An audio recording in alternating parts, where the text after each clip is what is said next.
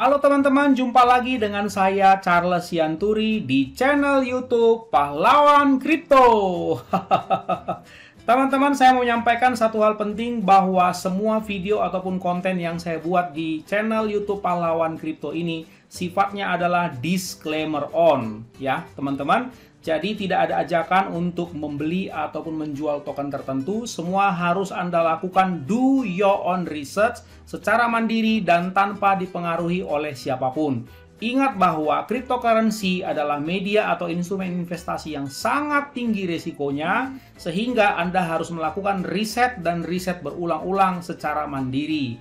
Ingat teman-teman, uang adalah uang Anda sendiri, untung dan ruginya juga ditanggung oleh Anda sendiri. Oke teman-teman, sekali lagi do your own research dan disclaimer on. Terima kasih. Oke teman-teman, selamat sore semuanya. Bagaimana kabar kalian pada sore hari yang luar biasa ini? Teman-teman, kalian bisa menyaksikan bahwa hari ini market betul-betul cukup kejam ya. Luar biasa ya. Ini kalian lihat terpuruk 5,6% dalam pemantauan saya di CMC ya teman-teman. Dan saya sudah membuat banyak clue-clue ya, pandangan-pandangan saya untuk beberapa koin-koin papan atas terutama ya. Kalau kalian misalnya mau ngambil harga-harga yang menurut saya cukup baik lah. Tapi ya terserah kalian. Kalau saya sih saya mau beralih dulu dari micin ke koin-koin papan atas teman-teman, biar aman ya. Kemudian sebaiknya kalian fokus dulu di farming supaya pondasi investasi kalian cukup bagus teman-teman. Oke, saya mau menginformasikan ada satu informasi penting untuk kita ketahui bersama teman-teman, yaitu Opa Warren Buffett ini ya. Ini kalau nggak salah umur beliau sudah 90 tahun. Kalian tahu bukan? Warren Buffett ini adalah murid dari Benjamin Graham. Benjamin Graham itu adalah bapak investasi. Jadi beliau adalah orang yang bisa merumuskan ya ilmu pertama untuk investasi di dunia stock market ya, terutama ya teman-teman, terutama di dunia pasar saham. Dan ini adalah muridnya, dan kalian tahu bahwa Warren Buffett ini adalah salah satu orang terkaya di dunia sekarang ya, kalau nggak salah nomor 5 ya kalau nggak salah. Oke, nah namun kalian tahu bukan bahwa di masa-masa yang lalu teman-teman, beliau ini agak kurang suka sepertinya dengan yang namanya kripto, kan begitu. Jadi tanggapannya juga kalau ditanya dia, misalnya contohnya ini ya, ini berita tanggal 24 Februari 2020 ya. Jadi beliau bilang, kata Warren Buffett, cryptocurrency has no value. I don't own any and never will. Jadi beliau bilang cryptocurrency itu nggak punya nilai, saya tidak mau memilikinya dan tidak akan pernah, katanya pada waktu itu ya. Itu kan sekitar 2 tahun yang lalu ya, tepat pada ya 2 tahun yang lalu lah tepat. Ini kan sekarang tanggal 22 ya, pas 2 tahun yang lalu. Jadi tanggapannya dia seperti nggak tertarik 2 tahun lalu dengan kripto. Ya begitulah manusia teman-teman, pasti bisa berubah setelah lebih banyak dan lebih banyak lagi belajar, kira-kira begitu ya. Oke, nah ini infonya. Cryptocurrency pada dasarnya tidak memiliki nilai dan mereka tidak menghasilkan apa-apa, katanya kepada Becky Quick dari CNBC dan wawancara Squawk Box dalam hal nilai nol. Jadi sebetulnya kan yang beliau maksud itu adalah intrinsic value. Saya mau kasih tahu sedikit intrinsic value ya. Jadi misalnya perusahaan seperti itu ya. Ini informasi aja buat teman-teman holder kripto ya. Sebuah saham itu punya nilai itu karena apa? Ya, jadi misalnya sebuah saham punya nilai, katakanlah saham Mayora begitu. Mayora kalian tahu kan ya, yang menghasilkan Kopiko itu ya, produsen Kopiko. Katakanlah sahamnya harganya 2.000 satu lembar. Itu tuh atas dasar begini ceritanya teman-teman. Jadi ada ekuitas namanya. Ekuitas itu adalah aset dikurang liabilitas ya, total aset dikurangi total utangnya. Jadi harta bersih lah kalau kita bilang ya. Orang awam bilang aset dikurangi liabilitas itu ekuitas sama dengan harta bersih lah. Harta bersih ini katakan 1 triliun. dibagi dengan katakanlah jumlah lembar sahamnya 1 miliar. Jadi 1 triliun dibagi 1 miliar. Sehingga hasilnya adalah Rp1.000. Itulah yang disebut dengan value. Itu yang disebut dengan value. Memang kalau kita bicara tentang masalah saham, itu selalu berbasiskan ada nilai perusahaan tersebut. Tentu harus ada laporan keuangannya, bukan? Nah, berarti kalau harus ada laporan keuangannya, tentu perusahaan itu sudah berjalan cukup lama, ada beberapa tahun, dan dia menghasilkan cuan seperti itu. Sementara kan kalau kripto kan tidak seperti itu, teman-teman. Apalagi yang token-token yang baru launching seperti itu, mana ada laporan keuangannya. Itu kan startup rata-rata. Dan saya perhatikan, saya nggak tahu kalau teman-teman bisa cari ya, sekelas BTC, ya, Bitcoin, Ethereum, BNB pun, saya nggak pernah melihat ada laporan keuangan dipublis. Mungkin teman-teman bisa cari, silakan nanti taruh di kolom komentar ya. Nah, jadi kalau nggak ada laporan keuangannya bagaimana? Sementara Bitcoin itu, ya, atau blockchain atau cryptocurrency itu bukan berbasis harta perusahaan. Itu adalah berbasis demand, ya, berbasis demand and supply gitu. Makin banyak utilitasnya, itu yang selalu saya singgung ya teman-teman. Makin banyak utilitasnya, makin berharga dia.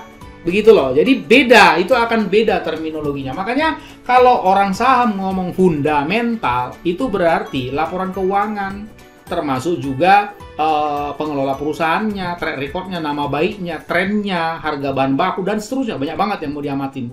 Nah, itu nggak, tanda kutip lah ya, saya bilang, itu nggak laku di kripto. Karena kita bukan lagi ngomongin bahan baku di sini. Jadi, fundamental menurut terminologi dunia saham dengan dunia kripto itu berbeda. Ya, teman-teman. Jadi, kalau mau diadu, ya pasti nggak akan ketemu. Seperti itu. Nah, tampak-tampaknya Opa Warren Buffett ini mungkin makin menyadari bahwa memang berbeda ya gitu. Jadi orang-orang yang sangat molotok sekali ya, sangat ortodoks sekali dengan yang namanya fundamental, itu biasanya antipati dengan kripto. Tetapi ketika mereka membuka pikiran, mulai menyelidiki, mulai mulai terbuka, baru sadar. Saya juga dari dunia saham, tetapi ketika saya buka pikiran, berbeda ini barang yang berbeda, nggak boleh diadu, bahaya. Oke, nah kita lihat dulu teman-teman. Jadi yang lucunya begini, Warren Buffett ini, ya, dia buang dulu saham Visa, kan beliau salah satu saham yang dia akumulasi adalah Visa dan Mastercard. Ini kan kartu kredit ya. Nah, ini dijual, didump lah istilahnya, dijual habis-habisan dan akhirnya membeli Nubank ya. Nah, Nubank ini adalah bank digital Brazil yang juga berinvestasi, kata beberapa informasi yang saya baca, itu di kripto. Jadi apa artinya teman-teman? Nah, secara tidak langsung kan Warren Buffett juga berinvestasi di kripto dong, tapi ya nggak langsung memang begitu ya. Kenapa harus dia beli bank digital coba? Bank digital ini memang ya berinvestasi di Brazil begitu, berinvestasi di kripto begitu ya. Kita baca dulu beritanya ya teman-teman. Berkshire Hathaway dari Warren Buffett telah menjual gabungan senilai 3,1 miliar US dollar saham di Visa dan Mastercard dan membeli 1 miliar saham di pemberi pinjaman digital Brazil Nubank ya. Dalam pengajuan SEC ini kayak semacam bursa efek lah, bursa efek Indonesia kalau di Indonesia. Berkshire Hathaway mengungkapkan bahwa telah menjual saham Visa senilai 1,8, ya kalau gede-gede harus lapor loh teman-teman, kalau kecil-kecil mah nggak perlu. Dan saham Mastercard 1,3, jadi 3,1. Sementara itu, perusahaan investor legendaris Buffett mengambil saham senilai 1 miliar US dollar di Nubank. Jadi Nubank ini terdaftar di NYSE teman-teman ya. Kalau kalian perhatikan misalnya di Google, misalnya ini Nubank ya. Ini dia listing di NYSE ini, New York Stock Exchange. Jadi dia bank Brazil yang terdaftar di bursa efek New York di Amerika, teman-teman. Bisa-bisa aja sih, nggak ada masalah itu. Jadi beliau belinya dari jalur NYSE ini begitu. Nah, sementara Nubank sendiri ini dia websitenya. Dan memang ini adalah kalau seperti kita di sini ya bank digital lah ya, bank digital banyak kan di Indonesia bank digital teman-teman. Misalnya di jajaran Bank Mega itu ada Bank Harda ya, BBHI yang sementara diurus. Ada juga Bank Amar kalau di Indonesia itu udah jalan itu teman-teman ya. Ada juga, ada banyak lah beberapa termasuk bank-bank yang lain juga yang besar-besar itu rata-rata bikin bank digital, teman-teman ya. Seperti Bank BRI, bank digitalnya itu Agro ya. Kemudian Bank BRI ya, itu kemudian BCA, Blue, itu banyak. Rata-rata sekarang ke bank digital karena masalah pandemi. Orang pada malas, sudah nggak mau datang ke kantor bank.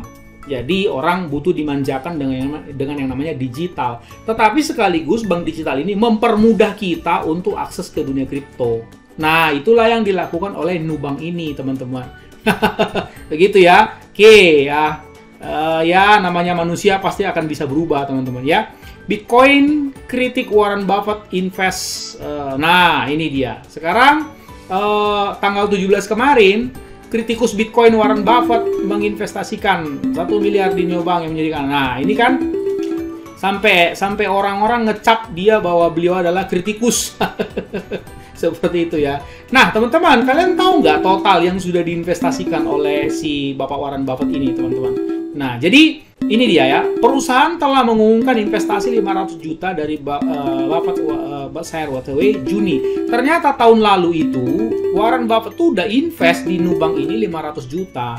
Dan yang baru-baru ya, baru 1 minggu yang lalu itu tambah lagi 1 miliar. Jadi total 1,5 miliar US dollar. Kalau dirupiahkan kira-kira 22 triliun rupiah. Bayangin, teman-teman. Gitu loh. Bayangin, beli bank digital sahamnya sampai 22 triliun. Begitu luar biasa ya. Nah, seperti yang saya selalu jelaskan, kalau Warren Buffett memasukkan uangnya ke Nubank ya, membeli sahamnya, otomatis kan pihak Nubank itu bisa atau boleh memakai uangnya, membelanjakannya untuk diinvestasikan atau untuk memperbesar ekspansi Nubank tersebut. Nah, salah satunya adalah Nubank memilih instrumen investasi yang super cepat tentunya, tetapi aman. Nah, mereka akan pakai fund manager yang handal di Nubank. Di jajaran perbankan itu rata-rata ada, teman-teman. Ya, fund manager yang handal. Jadi ya, hal yang mudah sebetulnya ya. Mereka kasih, katakanlah kepada Anda, 3,5% sampai 7% ya. 3,5% deposito, 7% dalam bentuk reksadana misalnya. Tapi kan mereka bisa dapatkan di kripto, katakanlah setahun 200%, itu kan hal yang mudah sebetulnya, atau setahun 100% di kripto. Jadi sangat beruntung sebetulnya Nubank ini ketika dia mendapatkan investor yang namanya Warren Buffett. Sangat beruntung sekali. Coba bayangkan kalau masuk 22 triliun, mereka bisa menghasilkan 22 triliun per tahun diputar dari dananya itu, sementara Warren Buffett mungkin dikasih 25% seperti itu. Nah, jadi yang pinter sebetulnya siapa? Ya, teman-teman, ini banyak link beritanya. Nanti kalian bisa baca ya. Saya akan cantumkan semuanya. Ini juga Warren Buffett may not be into crypto, but his granddaughter is. Nah, ini ada berita juga mengatakan seperti ini. Warren Buffett mungkin tidak menjadi kripto, tidak masuk ke kripto maksudnya, tetapi cucunya mungkin gitu kira-kira ya, dengan rekor volume dan penjualan yang meledak hingga miliaran NFT sangat populer. Nah, ini malah Nikola Buffett ya, ini cucunya mungkin ya, Nikola Buffett. Jadi beliau aja sudah masuk di NFT begitu ya. Mungkin lama-lama kan ini dia kata Nikola Buffett, cucu perempuan Warren Buffett berusia 40. Wih, cucunya aja 45 tahun ya. Dia masih ingat kegelisahannya ketika mencoba membuat token yang tidak dapat dipertukarkan yang dikenal sebagai NFT. Saya benar-benar seperti orang yang menyebar. Nah, ini keluhan cucunya lah. Tapi artinya cucunya saja masuk di dunia NFT. Nah, NFT itu kan adalah kripto, bukan? Begitu. Nah, mungkin dia belajar, Pak Warren Buffett ini belajar dari cucunya. Itu apa sih kira-kira? Kira-kira begitu ya. Nah, begitu teman-teman. Jadi ya, kalau saya sih bukan anti ya, bukannya gimana-gimana, tapi justru senang gitu bahwa orang-orang di dunia saham itu pada akhirnya ya bisa change minding lah ya, berubah cara berpikirnya seperti itu teman-teman, sehingga mereka bisa melek. Dan bagi kita sih mereka ya apa ya, hal yang baik begitu. Ini sampai dibilang red poison ya, racun tikus katanya, kata si Warren Buffett ini dulu ya. Sekarang mah bukan racun tikus tetapi apa, gold. Ya begitu teman-teman. Jadi ya, nah teman-teman, pesan sponsornya apa? Pesan sponsornya, belajarlah sebanyak-banyaknya. belajar sebanyak-banyaknya. Sedangkan sekelas Warren Buffett saja, walaupun tidak langsung beliau beli Bitcoin, tetapi sebetulnya saya yakin beliau mulai tertarik sebetulnya dengan kripto seperti itu. Jadi banyak hal loh teman-teman yang bisa dipelajari. Contohnya di sini. Nah, atau misalnya kalian nggak suka di CoinMarketCap, di CoinGecko misalnya. Ini banyak sekali yang bisa dipelajari loh teman-teman. Kalian coba pelajari satu-satu, ini apa semuanya, sampai betul-betul kalian hafal. Dan coba kalian pelajari khusus masalah DeFi, Decentralized Finance. Itu luar biasa loh. Saya sampai punya handbooknya. Seperti itu ya teman-teman. Oke, kita sambut dengan sangat senang ya kehadiran Warren Buffett di dunia cryptocurrency. Semoga banyak lagi whales pada masuk di dunia cryptocurrency. Oke teman-teman, segitu aja informasi singkat dari saya pada sore hari ini. Ingat, orang sabar cuannya besar, and see you at the top.